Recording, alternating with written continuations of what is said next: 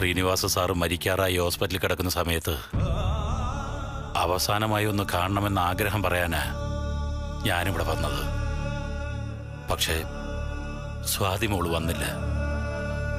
ഒടുവിൽ വരാൻ തീരുമാനിച്ചപ്പോഴേക്കും ശ്രീനിവാസ സാർ പോയി. എന്റെ അച്ഛനോടുള്ള സ്നേഹം എനിക്ക് മടക്കി നൽകിയേ പറ്റൂ. അതിന് ഈ അനിയത്തിമാരെ ഞാൻ സംരക്ഷിക്കും. ഇപ്പൊ മനസ്സിലായില്ലേടി, കുപ്പത്തൊട്ടിയിലല്ല ഈ സ്വാതി ജനിച്ചതെന്ന്.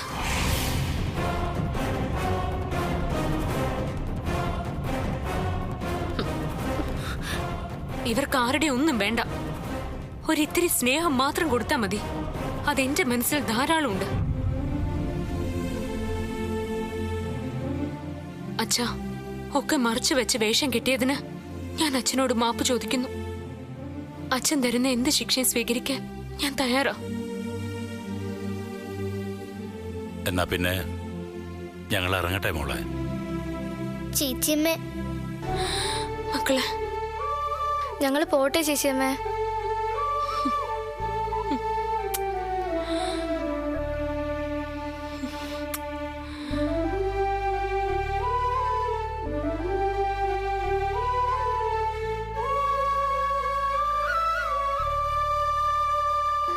മക്കള് ഇപ്പൊ പോയിക്കോ. ചേച്ചിയമ്മ വരാട്ടോ. എന്താവശ്യമുണ്ടെങ്കിലും ചേച്ചിയമ്മയെ വിളിച്ചാ മതി. ചേച്ചിയമ്മ ഇനി എപ്പോഴാ വരുന്നേ? ഉടനെ വരാം മോളെ. ഇപ്പൊ പോയിക്കോ. സാറേ പോയിക്കോട്ടെ. വാ മക്കളെ.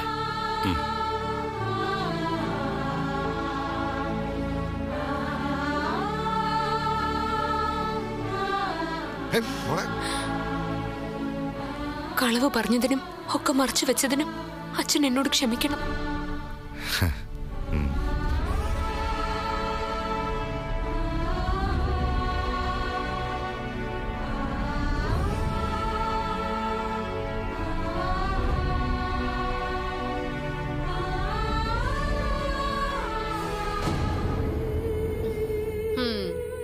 ഇനി അവർക്ക് കുറച്ച് നെകളിപ്പ് കൂടും അല്ലേ ഗൗരിച്ചി?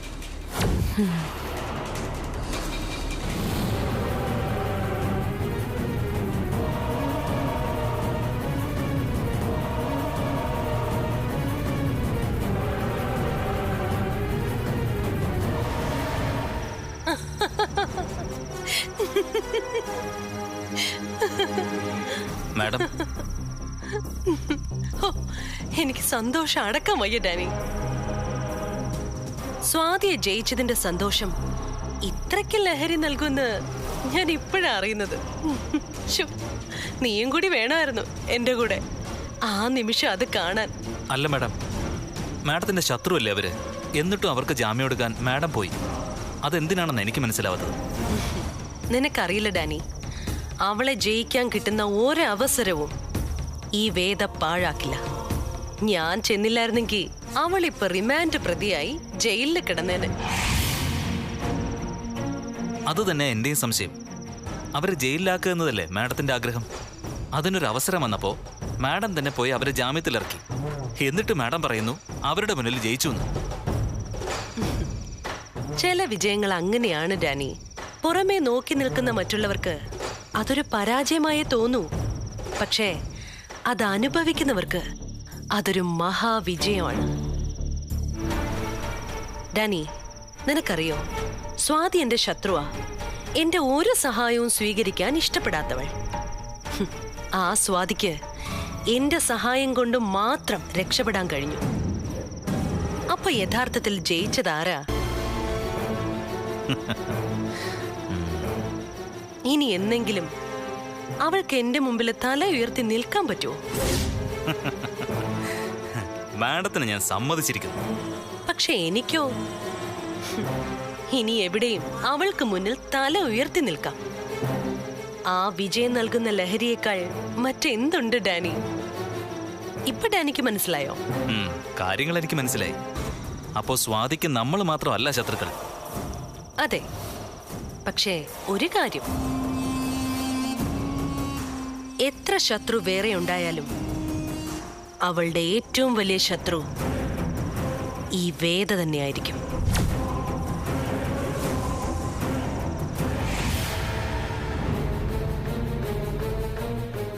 സ്വാതി, എന്താ നിന്റെ ഉദ്ദേശം?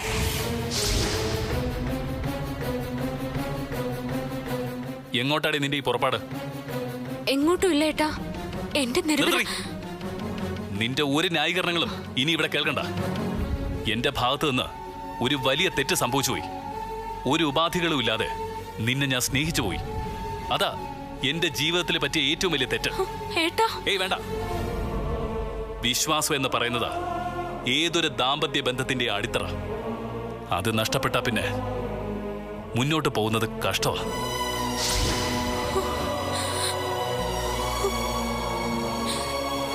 എന്റെ സ്വാതി എന്നോടൊന്നും ഒളിച്ചു വയ്ക്കില്ല എന്ന് ഒരു വലിയ വിശ്വാസം ഉണ്ടായിരുന്നു എനിക്ക്. വിശ്വാസം മാത്രമല്ല, അതെന്റെ അഹങ്കാരമായിരുന്നു. ആ അഹങ്കാരമാ ഇന്ന് ആ പോലീസ് സ്റ്റേഷനിൽ വെച്ച് നീ പിച്ച് ചീന്തിയത്. ആ എസ്ഐയുടെ ചോദ്യങ്ങൾക്ക് മുന്നിൽ ഞാൻ വല്ലാതെ ചൂളിപ്പോയി. ഇത്രയ്ക്കും വലിയൊരു അഭിമാനക്ഷതം ഞാൻ എന്റെ ജീവിതത്തിൽ അനുഭവിച്ചിട്ടില്ല. അതൊക്കെ നീ കാരണമാ.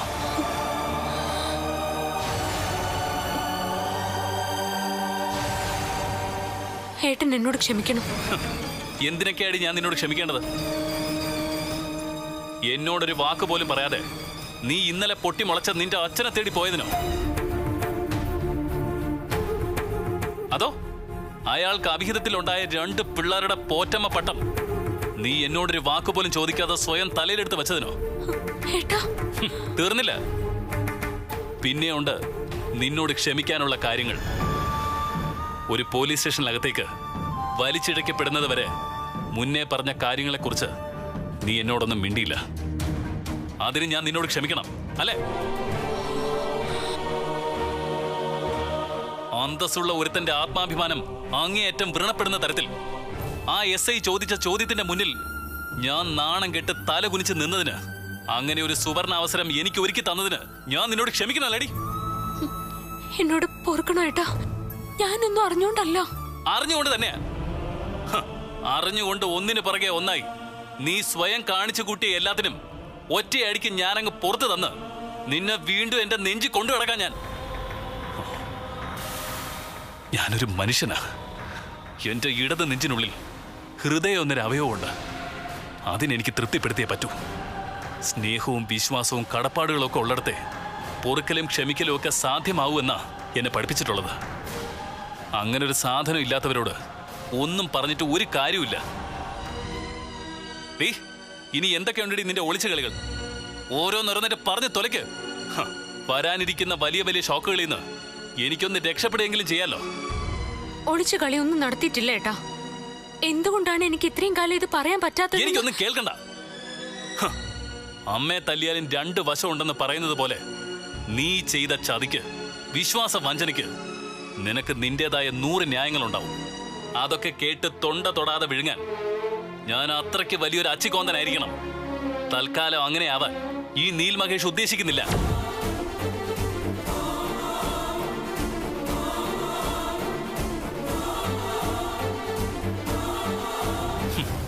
പറഞ്ഞറിയിക്കാൻ വയ്യാത്ത അഭിമാനത്തോടെ ഞാൻ നെഞ്ചിക്കൊണ്ട് കിടന്നൊരു വലിയ വിശ്വാസത്തെ നീ ഒറ്റ നിമിഷം കൊണ്ട് ചവിട്ടി അരച്ച് കളഞ്ഞത്.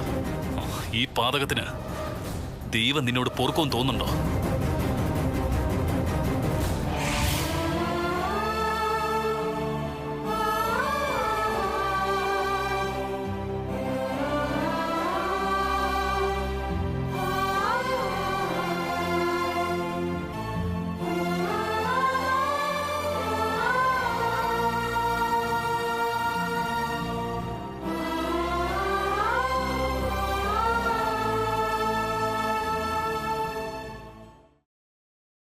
കേട്ട കഥകളൊക്കെ സത്യമാണെന്ന് ഗൗരീശ് വിശ്വസിക്കുന്നുണ്ടോ?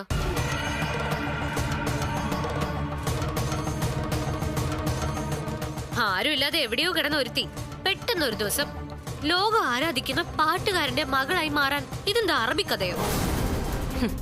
അതിന്റെ കൂടെ 2 കുട്ടികളും. ഇതെന്തോ വലിയ കള്ളക്കഥയാണെന്നാ എനിക്ക് തോന്നുന്നേ. അതിന് കൂട്ടു നിൽക്കാൻ വേറൊരു കള്ളനും ഏറാടി. ആദ്യം അയാള് വൈദ്യനായിട്ട് അവതരിച്ചു, സ്വാതിയായിട്ട് അടുപ്പം കൂടി.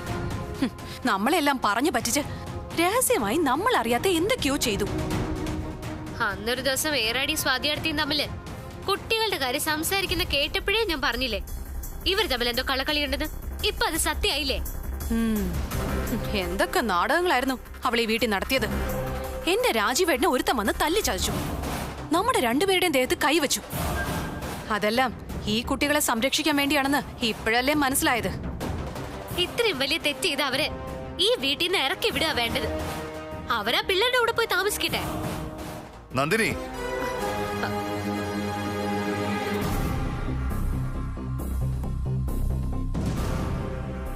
വാക്കുകൾ ഉപയോഗിക്കുമ്പോൾ സൂക്ഷിക്കണം. സ്വാതിയെ ഇവിടുന്ന് ഇറക്കി വിടണമെന്ന് പറയാൻ നിനക്കെന്ത് അധികാരം? ഈ വീട്ടിൽ നിന്ന് ആരെങ്കിലും ഇറക്കി വിടണമെങ്കിൽ ആദ്യം നിന്നെ തന്നെയാ. ഓർമ്മയുണ്ടല്ലോ അല്ലേ എല്ലാം?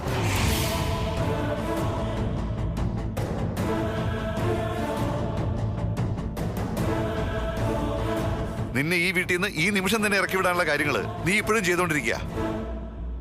അതൊക്കെ എല്ലാവരുടെ മുമ്പിൽ ഞാൻ വിസ്തരിക്കണോ? സ്വാതിയോട് പറഞ്ഞതെല്ലാം ഞാൻ ഗിരിയോട് പറയട്ടെ? പറയട്ടെ എന്ന്.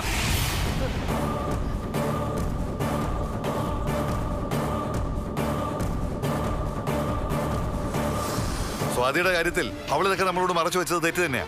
പക്ഷേ അതാ പാവം കുട്ടികളെ രക്ഷിക്കാനായിരുന്നു. അതാ അവളുടെ നന്മ. സ്വാതി ശ്രീനിവാസൻ എന്ന വലിയ പാട്ടുകാരന്റെ മകളാണെന്ന സത്യം നിങ്ങൾക്ക് അംഗീകരിക്കാൻ കഴിയില്ലെന്ന് എനിക്കറിയാം.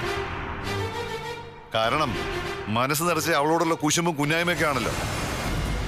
വല്യച്ഛൻ അല്ലെങ്കിലും അവളെ ന്യായീകരിക്കുമെന്ന് എനിക്കറിയാം. സത്യം ഇതാണെങ്കിൽ അവൾ എന്തുകൊണ്ടാ ഇത് നേരത്തെ പറയാതിരുന്നത്? ഞങ്ങളോട് പറഞ്ഞില്ലെന്നുള്ളതോ പോട്ടെ, സ്വന്തം ഭർത്താവിനോട് പോലും മറച്ചു വെച്ചില്ലേ? അത് ശരിയാണെന്ന് വല്യച്ഛന് തോന്നുന്നുണ്ടോ? അത് തെറ്റ് തന്നെയാ, അക്കാര്യത്തിലൊരു സംശയമില്ല. പക്ഷേ അവൾ ഈ സത്യം നേരത്തെ പറഞ്ഞിരുന്നെങ്കിൽ നമ്മൾ ആരെങ്കിലും ഇത് വിശ്വസിക്കുമായിരുന്നോ? അവളുടെ ഭർത്താവ് അത് അംഗീകരിക്കുമായിരുന്നോ? ഏറാടി വൈദ്യരായിട്ട് വന്നതും കള്ളം പറഞ്ഞതുമൊക്കെ ആരെയും ദ്രോഹിക്കാനൊന്നും ആയിരുന്നില്ല. അതുകൊണ്ടാ ഞാൻ തെറ്റ് ക്ഷമിച്ചത്. അല്ലെങ്കിൽ സ്വാതി എടുത്തിയുടെ കാര്യത്തില് വല്യച്ഛന് ഞങ്ങളോടൊരു തരംതിരിവ് പണ്ടേ ഉള്ളതാ. വലിഞ്ഞു കയറി വന്നവരെ പോലെ ഞങ്ങളോട് പെരുമാറി. അടിച്ച് നിന്റെ കരണ പോകെ ഞാൻ. അഹങ്കാരി. വലിയ കണ്ടുപിടുത്തം കൊണ്ട് വന്നിരിക്കുന്നു. നീയും സ്വാതിയും തമ്മിലുള്ള വ്യത്യാസം ഇതാ, ജന്മഗുണം. മനസ്സിലായോ? ഏതോ അഴുക്ക് ജാലി കിടന്ന് നിന്നെ ഈ വീട്ടിലെ മരുമകളായിട്ട് കൊണ്ടുവന്നത് സ്വാതിയുടെ ഒറ്റ വാക്കിന്റെ ബലത്തിലാ.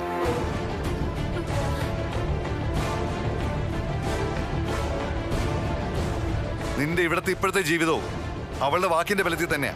മനസ്സിലായവിടെ? കേറിപ്പോ, കേറിപ്പോവാൻ.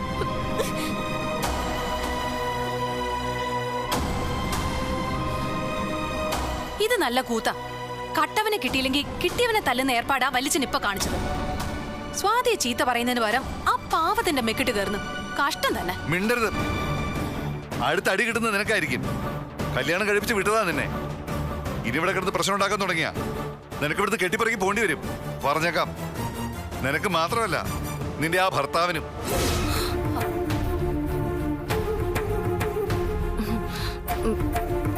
സ്വാതിയെ ചോദ്യം ചെയ്യാൻ തൽക്കാലം ഇവിടെ അവളുടെ ഭർത്താവുണ്ട്. അച്ഛന്റെ സ്ഥാനത്ത് ഞാനും ഉണ്ട്. അവളൊരു വലിയ മനുഷ്യന്റെ മകളാണെന്ന് അറിഞ്ഞത് ഞങ്ങൾക്കെല്ലാം അഭിമാനം തന്നെയാ. പൊയ്ക്കോണന്റെ മുമ്പിൽ നിന്ന് കേറിപ്പൊടി.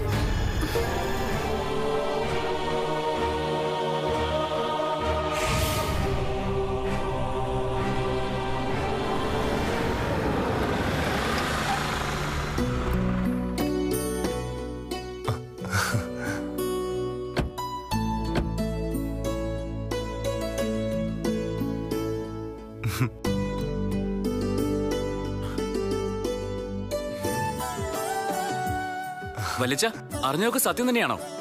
എനിക്കിത് വിശ്വസിക്കാൻ പറ്റുന്നില്ല. ഇത്രയും വലിയൊരു മനുഷ്യന്റെ മകളായിരുന്നു സ്വാതിയെടുത്തി. എന്തായാലും നമ്മുടെ വീടിന് ഇതൊരു അഭിമാനം തന്നെയാ. സത്യമോ മക്കളെ? നിങ്ങൾക്കെങ്കിലും അത് മനസ്സിലായല്ലോ, അത് മതി. സ്വാതിയുടെ അച്ഛനും അമ്മയൊക്കെ ആരാന്ന് ചോദിച്ച് അവളെ അധിക്ഷേപിക്കാനായിരുന്നല്ലോ ഇവിടെ പലർക്കും തിടുക്കം. പലപ്പോഴും അവളുടെ കണ്ണ് നിറയുന്നത് ഞാൻ കണ്ടിട്ടുണ്ട്.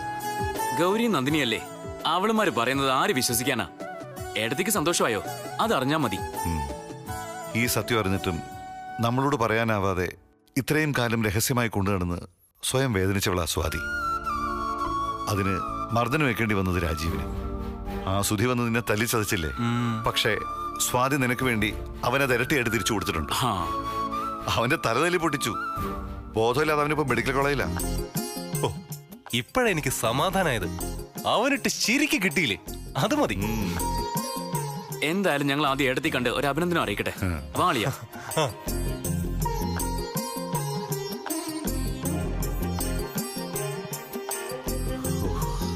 ഇവരെങ്കിലും കാര്യം മനസ്സിലാക്കിയല്ലോ, ഭാഗ്യം.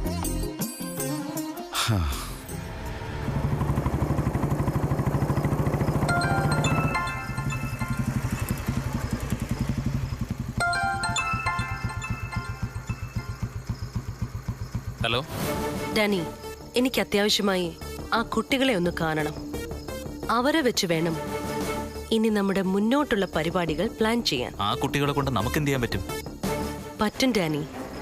സ്വാതിയുടെ ജീവിതത്തിലെ ഏറ്റവും പ്രധാനപ്പെട്ട 2 പേർ ഇപ്പൊ ആ കുട്ടികളാ. അവളുടെ സ്വന്തം ചോരയാ അവര്. അവർക്ക് വേണ്ടി സ്വാതി എന്തും ചെയ്യും. അവർക്ക് നൊന്താ അവൾക്ക് നോവും. അത് ശരിയാ. ഇല്ലെങ്കിൽ പിന്നെ ആ സുധിയുടെ തല അടിച്ചു പൊട്ടിക്കാൻ സ്വാതി ശ്രമിക്കില്ലല്ലോ. അതെ ഡാനി, അതുകൊണ്ടാ ഞാൻ പറഞ്ഞത് ആ കുട്ടികളെ വെച്ചാവണം ഇനി നമ്മുടെ പ്ലാനുകൾ ഓപ്പറേറ്റ് ചെയ്യാൻ. ആ കുട്ടികൾ നമ്മുടെ ഭാഗത്ത് നിന്നാ നമുക്ക് ഒരുപാട് കാര്യങ്ങൾ ചെയ്യാൻ പറ്റും. അതെങ്ങനെയാ മാഡം? ആ കുട്ടികൾ സ്വാതിയെ വിട്ട് നമ്മുടെ കൂടെ വരുമോ? ആദ്യം നീ കുട്ടികളെ കൊണ്ടുവാ, ബാക്കി കാര്യം ഞാൻ ഏറ്റു. കൊണ്ടുവരാം മാഡം. മാഡം പറയുന്ന സ്ഥലത്ത് ഞാൻ അവരെ എത്തിക്കാം.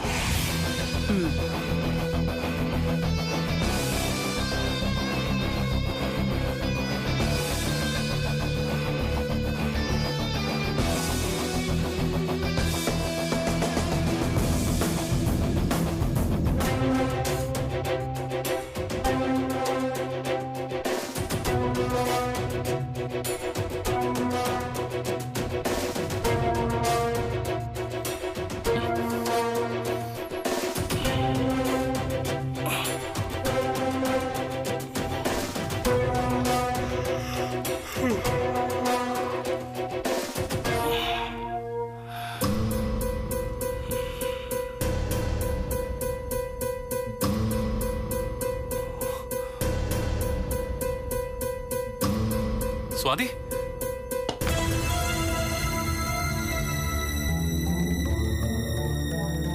സ്വാതി, സ്വാതി, സ്വാതി, സ്വാതി.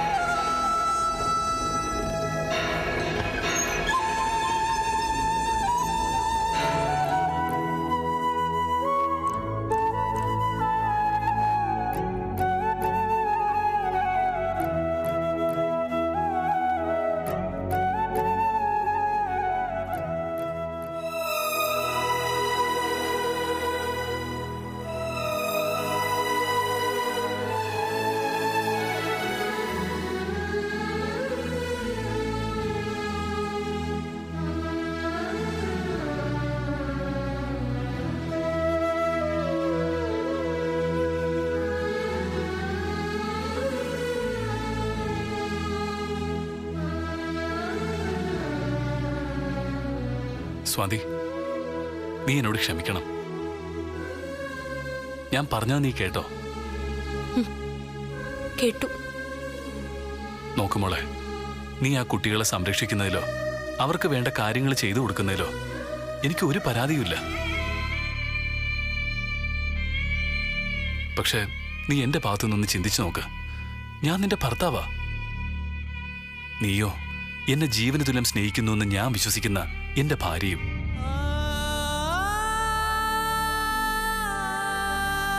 നിന്റെ ജീവിതത്തിൽ സംഭവിക്കുന്ന നിന്റെ ചില പ്രധാനപ്പെട്ട കാര്യങ്ങളൊക്കെ അത് നീ എന്നോട് പറയാതിരിക്കുകയും ഒരു പ്രത്യേക സാഹചര്യത്തിൽ എനിക്കത് അറിയേണ്ടി വരികയും ചെയ്യുമ്പോഴുള്ള എന്റെ ഒരു മാനസികാവസ്ഥ അത് നിനക്ക് മനസ്സിലാവുന്നുണ്ടോ? എന്റെ ഭാഗത്ത് മറ്റാരെങ്കിലും ആണെങ്കിൽ ഇതിലപ്പുറം സംഭവിക്കും. നിന്നെ ഒന്ന് വഴക്ക് പറഞ്ഞു എന്ന് വെച്ച് എന്റെ മനസ്സിൽ നിനക്കുള്ള സ്ഥാനവും സ്നേഹവും ഇല്ലാതാവൂന്ന് നീ കരുതുന്നുണ്ടെങ്കിൽ ഞാൻ ഒന്നുകൂടി പറയുന്നു, നീ എന്നോട് ഏട്ടാ വേണ്ട. ഞാനാണ് മാപ്പ് പറയേണ്ടത്. ശാരീരികമായും മാനസികമായും എത്ര ശക്തിയാണെന്ന് പറഞ്ഞാലും അടിതെറ്റി പോകുന്ന ചില സന്ദർഭങ്ങൾ ഉണ്ടാകും ജീവിതത്തിൽ. അങ്ങനെ ഒരു വല്ലാത്ത സാഹചര്യത്തിൽ പെട്ടുപോയി ഞാൻ. ഒക്കെ തുറന്നു പറയണമെന്ന് പലതവണ ഞാൻ വിചാരിച്ചതാ. പക്ഷെ എന്തോ ഒരു ഭയം എന്നെ എപ്പോഴും പിന്നോട്ട് വലിച്ചു. ഏട്ടന്റെ സ്നേഹവും ഈ കുടുംബത്തിന്റെ കരുതലും ഒറ്റ നിമിഷം കൊണ്ട് ഇല്ലാതായി പോകുമോ എന്ന പേടി തന്നെയായിരുന്നു അത്. ഞാൻ അനുഭവിച്ച അനാഥത്വത്തിലേക്ക് വീണ്ടും ഞാൻ വലിച്ചെറിയപ്പെടുമോ എന്ന പേടി.